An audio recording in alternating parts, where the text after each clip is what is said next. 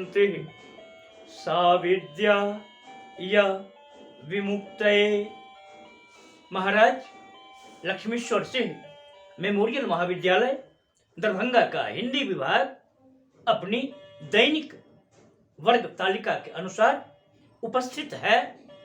अभी स्नातक प्रथम वर्ष विज्ञान के विद्यार्थियों के बीच में ऐसे विद्यार्थी जो 100 अंक की हिंदी पढ़ते हैं। इस पुस्तक में इस पत्र में आप आधुनिक हिंदी काव्य सरिता पुस्तक का अध्ययन करते हैं, जिसका संपादन डॉक्टर उमेश चंद्र मिश्र शिव ने किया है। जया प्रकाशन इलाहाबाद से प्रकाशित इस पुस्तक का जो संस्करण अभी आपके हाथों में चल रहा है वह नया संस्करण है। 2018 ईस्वी का संस्करण है। इस पत्र के अंतर्गत पहले हम लोग सिर्फ छायावादी कवियों की रचना को पढ़ाते थे। प्रसाद, पंत, निराला, महादेवी वर्मा। लेकिन अब चूंकि वैकल्पिक प्रश्नाधारित परीक्षाएं होने लगी हैं, इसलिए आपको इनके तमाम रचनाकारों से परिचित होना पड़ेगा।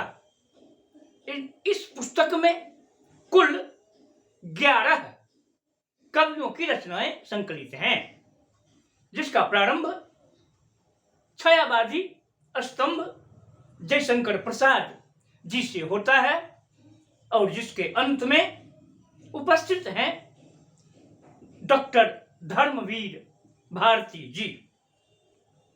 इनकी कविताओं के अंतराल में आपको स्पष्ट करना होगा कि किन रचनाकारों की कौन सी रचनाएं हैं।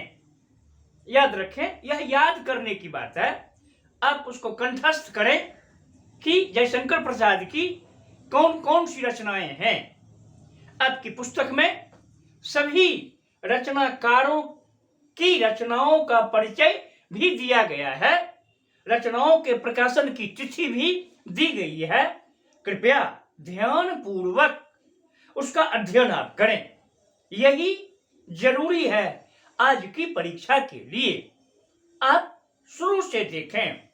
पहले तो इस पुस्तक के विषय में ही पूछा जाएगा कि पुस्तक के संपादक कौन है। आप लिख देंगे डॉक्टर उमेश चंद्र मिश्र शिव। फिर इसका प्रकाशन पूछा जाएगा, कहां से प्रकाशित है यह, तो उसको भी आप लिखेंगे जय भारती प्रकाशन इलाहाबाद। मित्रों, इस पत्र में कविताओं की पंक्तियां भी पूछी जा सकती हैं। जैसे हम पहले आपसे व्याख्या करवाते थे, व्याख्या की जगह रहेगी या नहीं रहेगी यह नहीं कहा जा सकता है, लेकिन जिन रचनाकारों की रचनाएं इनमें संग्रहित हैं उनसे आपका परिचित होना स्वाभाविक है, अपरिहार्य है। इस कड़ी में मैं सर्वप्रथम आपके बीच में उपस्थित कर रहा हूं छायावादी प्रखर स्तंभ जयशंकर प्रसाद जी को। जयशंकर प्रसाद जी जिस रचना के साथ आपके बीच खड़े हैं वह रचना चंद्रगुप्त नाटक से ली गई है। जी हां, प्रयाण गीत हिमाद्री तुंग श्रृंग से। यह स्पष्ट हो चुका है कि भारतीय कलमकशों ने जिन जिन भारतीय प्रतिमानों को देखा उनमें सबसे विशाल हिमालय ही नजर आया। हिमालय पर किनकी दृष्टि नहीं गई। महाकवि कालिदास को देखिए, जिन्होंने यक्ष की आंखों से हिमालय को देखा। श्याम शरण गुप्त जी को देखिए, जिन्होंने भारत की आजादी की आंखों से हिमालय पहाड़ को देखा। जयशंकर प्रसाद जी को देखिए, जिन्होंने मेरे नगपति मेरे विशाल साकार दिव्य गौरव विराट पुंजीभूत ब्याल के रूप में उन्होंने हिमालय को देखा। उन्होंने हिमालय से वार्ताएं भी की। उन्होंने हिमालय से यह भी कहा कि रे रोक युधिष्ठिर को न यहां जाने दे उनको स्वर्ग धीर, पर फिरा हमें गांडीव गदा लौटा दे अर्जुन भीम वीर। कहने का तात्पर्य कि संस्कृत महाकवियों से लेकर हिंदी साहित्य के कवि महाकवियों ने भी हिमालय पहाड़ को देखा। तो इतना विशाल प्रतिमान जयशंकर प्रसाद जी की आंखों में कैसे नहीं आता। प्रसाद जी ने भी चंद्रगुप्त नाटक लेखन के क्रम में एक गीत लिखा, जिस गीत का गायन चंद्रगुप्त नाटक में उसके तृतीय अंक में अलका करती हुई दिखाई पड़ती है। अलका चंद्रगुप्त नाटक की काल्पनिक पात्र है, जो जन जागरण के लिए इस गीत का गायन कर रही है, जिस गीत से स्पष्ट होता है कि स्वतंत्रता के लिए भारत माता पुकार रही है अपनी संततियों को। भारत माता आह्वान कर रही है अपनी पुत्र पुत्रियों को। बड़े ही खास तत्सम शब्दों से संयुक्त यह प्रयाण गीत आज भी नौजवान नवयुवतियों के बीच में गाया जाता है। यह मार्चिंग सॉन्ग जिसको हम कहते हैं वही है जिसके माध्यम से जयशंकर प्रसाद ने लिखा है, हिमाद्री तुंग श्रृंग से। हिमाद्री हिमजोर अद्री, हिमालय का पहाड़, बर्फ का पहाड़, हिमजोर अद्री हिमाद्री। हिमाद्री तुंग, हिमालय की सबसे उत्तुंग सबसे ऊंची चोटी पर।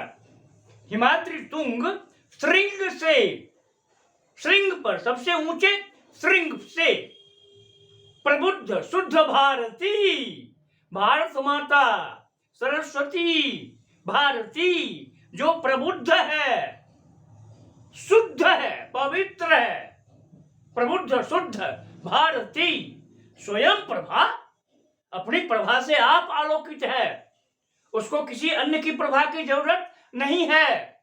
जैसे चंद्रमा सूर्य की प्रभा अगर न मिले तो फीका है, काला है, लेकिन हमारी भारत माता, हमारी मां भारती, वो स्वयं प्रभा है, समुज्ज्वला है, किसी अन्य के प्रकाश की उसकी आवश्यकता नहीं है। हिमाद्री तुंग श्रृंग से प्रबुद्ध शुद्ध भारती, प्रबुद्ध शुद्ध भारती स्वयं प्रभा समुज्ज्वला स्वतंत्रता पुकारती। स्वतंत्रता के लिए वह पुकार कर रही है। मां को स्वतंत्रता चाहिए। मां तभी मां की तरह रह पाती है जब वह स्वतंत्र रहती है। हम देखते हैं जयशंकर प्रसाद जी ने यहां स्पष्ट किया है, हिमाद्री तुंग श्रृंग से प्रबुद्ध शुद्ध भारती स्वयं प्रभा समुज्ज्वला स्वतंत्रता पुकारती। क्या पुकारती? अमर्तवीर पुत्र हो। वह कहती है अमर्तवीर पुत्र हो, दृढ़ प्रतिज्ञ सोच लो। मित्रों, आप मामूली पुरुषों की संतान नहीं है, मामूली नारियों की संतान नहीं है, अमर्तवीर पुत्र हो। आपके जो पूर्वज थे, आपके जो जन्मदाता जन्मदात्री थी, वह अमर हो गई हैं, अमरता के आलोक से आलोकित हैं आपके पूर्वज। इसलिए नौजवानों नवयुवतियों, आपको जागना है। भारत की अखंड आजादी के लिए आपको जागना है। अमरवीर पुत्र हो, दृढ़ प्रतिज्ञ सोच लो। और वे पूर्वज जो थे आपके, वो कैसे थे? दृढ़ प्रतिज्ञ थे। वह जो एक बार संकल्प करते थे उसी पर अडिग रहते थे। उन्हें घास की रोटियां खाने में भी परहेज नहीं थी। वह देश की आजादी के लिए जीते थे, देश की आजादी के लिए मरते थे। इस प्रकार से हम देखते हैं कि जयशंकर प्रसाद जी ने आह्वान करते हुए कहा है, अमरवीर पुत्र हो, दृढ़ प्रतिज्ञ सोच लो, बढ़े चलो बढ़े चलो, प्रशस्त पुण्य पंथ है। वो कहते हैं कि बलिदानी पथ जो है, क्रांतिकारी पथ जो है, वह प्रशस्त है। उनमें कहीं भी कोई रुकावट नहीं है। जय भारती प्रकाशन से प्रकाशित इस पुस्तक के अंतर्गत जयशंकर प्रसाद की कई रचनाओं को शामिल किया गया है। इसमें आप जयशंकर प्रसाद जी के आंसू को भी देखेंगे, जहां से छायावाद का प्रारंभ माना जाता है। किंतु सबसे पहली रचना यही है, प्रयाण गीत। इस प्रयाण गीत के माध्यम से जयशंकर प्रसाद जी स्पष्ट करते हैं कि भारत के जितने भी नौजवान हैं, नवयुवतियां हैं, वह तपः पूत हैं, तपः पुत्रियां हैं। यह धरती तप के बल पर खिला हुआ ब्रह्म कमल के समान ही है। और यहाँ के नौजवान, यहाँ की नवयुवतियों में वह गौरव है कि वह देश के लिए कुछ भी कर सकते हैं। वास्तव में अलका जिस समय इस गीत को गा रही है, उस समय आर्यावर्त की हालत बिल्कुल छिन्न भिन्न थी। मगध अपना राग अलग अलाप रहे थे, पंचनद की रागिनी अलग थी। हर जगह अलग तक्षशिला, वहां एक अलग ही षड्यंत्र के बीज बोए जा रहे थे। हर ओर पंचनद, कोई भी जो देश छोटे छोटे थे आपस में मिलकर नहीं रहते थे, जिसके परिणाम स्वरूप तक्षशिला का राजकुमार आम्भीक मिल गया सिकंदर से और उसने सिकंदर को बुला लिया भारत की धरती पर। इसी प्रसंग से रचित यह नाटक है, जिसमें नौजवानों का जागरण, देशवासियों का जागरण ही प्रमुख माना गया है। हमारे हिंदी साहित्य ही नहीं, तमाम भाषिक साहित्यों में जागरण के गीत गाए जाते हैं। जागरण करना ही साहित्यकारों का प्रमुख लक्ष्य भी बताया जाता है। बिहारी ने किसी एक राजा को जगाया था, बिहारी ने किसी एक राजा को जगाया था। अली कली संगियो विधियो, आगे कौन हवाल, और जयसिंह जग गए थे। हमारे यहाँ की जनता भी जगाने से जगती रही है। इसको जगाने के लिए कभी जगनिक ने अपनी आवाज बुलंद की, कभी आल्हा के रूप में, कभी परमार रासो के रूप में जगनिक की आवाज गूंजती रही। पृथ्वीराज रासो में चंद्रवरदाई की आवाज गूंजी। इस प्रकार से हम देखते हैं कि यहाँ भी प्रयाण गीत के माध्यम से जयशंकर प्रसाद जी की आवाज गूंज रही है। और यह प्रयाण गीत मामूली प्रयाण गीत नहीं है, यह आजादी के लिए प्रयाण गीत है। आज भी कुछ लोग आजादी की बात करते हैं, कहते हैं कि हमें जो आजादी मिली वह समझौतावादी आजादी थी। अगर सुभाष चंद्र बोस जी अपने सेना के साथ भारत आ जाते और लड़कर आजादी लेते, तब हम समझौतावादी आजादी ग्रहण नहीं करते और तब हमारे देश का दो भाग में बंटवारा भी नहीं हुआ होता। बहुत बड़ी चीज है यह। इसलिए इस संदर्भ में भी जयशंकर प्रसाद जी का यह प्रयाण गीत काफी मायने रखता है। आप परीक्षार्थी हैं, आपके लिए भी मायने रखता है और पूरे देश के लिए भी मायने रखता है। इसी के साथ मैं आज का यह वर्ग, आज का यह पाठ यही समाप्त कर रहा हूं। ओम शांति सा विद्या या विमुक्तये।